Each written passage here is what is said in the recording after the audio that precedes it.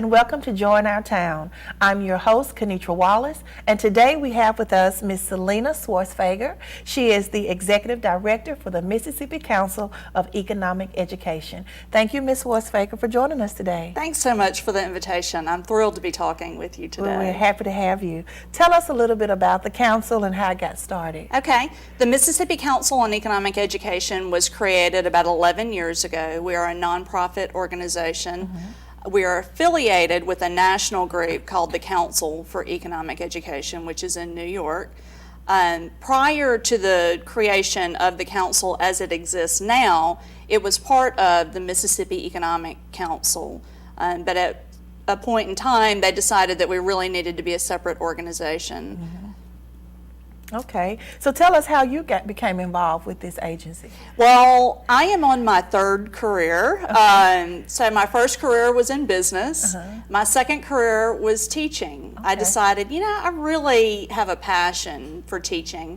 So I went back, became certified to teach at the high school level, and I was teaching personal finance at Clinton High School.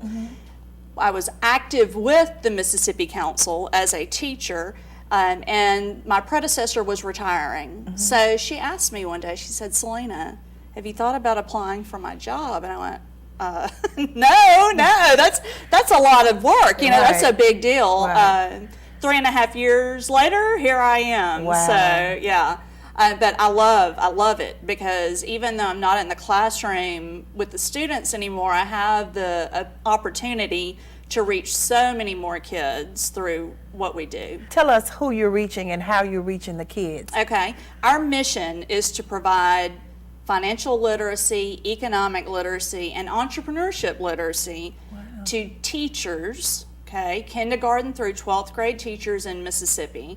They can be public school, private school, parochial, homeschool. I mean, as long as they're in that K through 12 category, they're eligible to attend our professional development. Of course, with the end result being that those teachers are then able to take that information back to the classroom and help us create a workforce of tomorrow that's literate in all of those areas. Okay. Now, I know we talked about one of your careers. You had a chance to teach in one of the school districts in the state of Mississippi.